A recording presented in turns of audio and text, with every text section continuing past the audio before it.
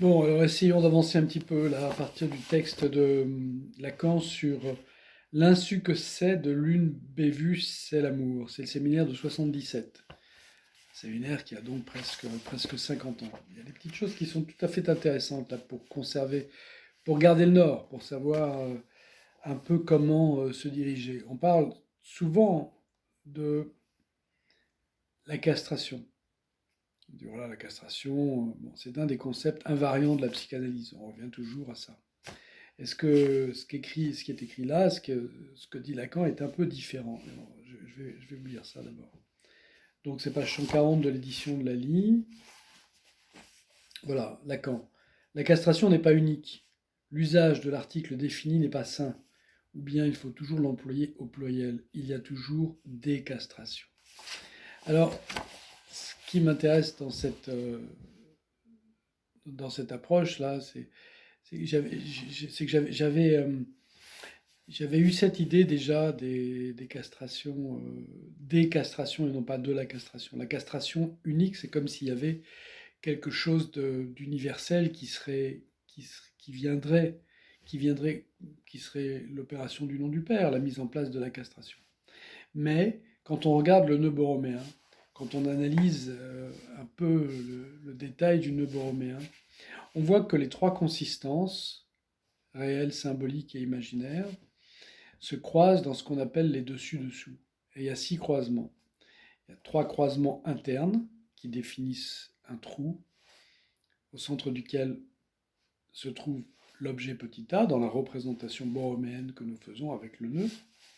Et puis il y a 3 croisements, disons, extérieurs qui entourent les 3 dessus-dessous intérieurs. Donc en tout, il y en a 6.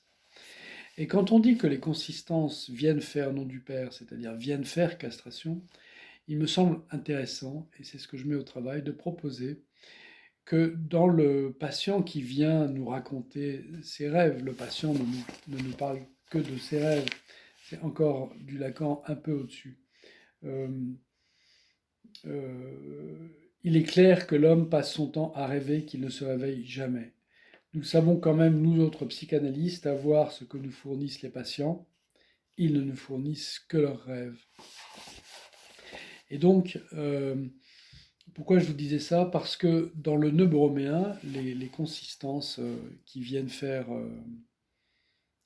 nom du père, qui viennent opérer la castration, je crois qu'on pourrait peut-être être un peu plus précis et que dans la narration du patient, quand il donc raconte ce que Lacan appelle son rêve, qui est ce qu'on appelle aussi le ronron ou son blabla, et qui est voilà, ce à partir de quoi on travaille, qui vient nous établir en frères, si vous voulez, puisqu'on partage, on est frères du même discours, on est frères du discours du patient. On est frères avec le patient de son discours. Et quand on essaye de conduire la cure en écoutant, en essayant d'entendre ce que dit le patient, il est possible de considérer que chaque fois qu'on est sur un dessus-dessous, c'est-à-dire chaque fois que le discours du patient rencontre sur un certain plan un- le plan d'une autre consistance, quand le réel croise le symbolique, quand le symbolique croise l'imaginaire, quand l'imaginaire croise le symbolique ou le réel, ou en tout cas quand l'une des consistances devient prévalente par rapport à une autre, et qu'on réussit à la percevoir, à l'entendre dans l'écoute qu'on peut avoir du discours du patient, eh bien je crois que ces croisements, ces dessus-dessous, ces changements de plan, aussi subtils soient-ils, même si on ne les entend pas en tant que tels, même si on n'a pas la conscience d'un changement de plan, je crois que ce sont ces croisements, ces 6 croisements qui sont représentés dans le Novo roméen, qui viennent faire nom du Père, qui viennent faire castration, qui viennent opérer ce que, la castration opère, c'est-à-dire la mise en place d'un réel sexué à l'intérieur duquel s'aperçoit l'objet petit a. Et chaque fois que le patient change de plan, il me semble que pour lui, c'est la réédition d'une opération qui met en place un objet que peut-être à ce moment-là, il est orienté vers ce qui cause son désir. Bien sûr, il est orienté vers l'anaïs, c'est-à-dire vers ce que nous représentons nous d'objet petit a pour lui, mais surtout, c'est dessus-dessous, c'est 6 dessus-dessous, 3 internes, 3 externes. Je les appelle internes-externes parce qu'il me semble qu'il pourrait y avoir quelque chose à travailler de ce côté-là. Ou bien en tout cas, même si c'est un clivage un peu précis, un peu trop précis, on peut être clivé par l'objet, mais on ne peut pas être clivé par rapport à l'objet.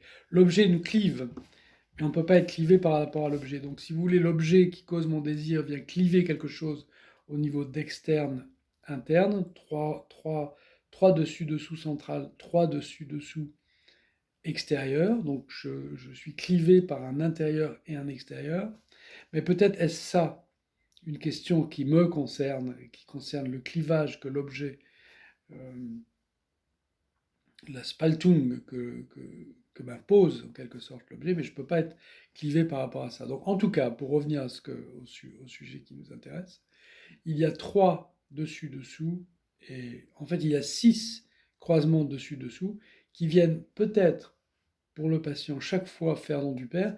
Et quand Lacan parle des castrations et non pas de la castration, je considère, je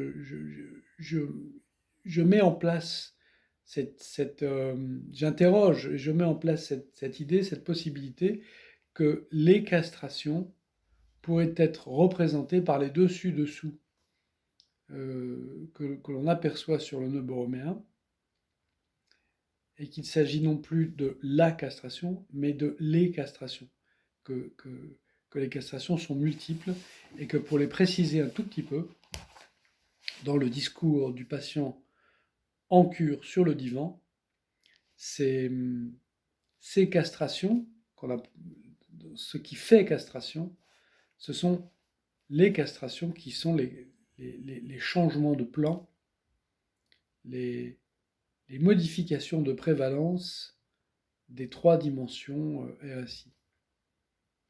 C'est-à-dire que c'est l'une des dimensions qui prend le pas dans le dire du patient par rapport à une autre. Et chaque fois qu'il change de prévalence, on peut voir qu'à cet endroit-là opère la castration.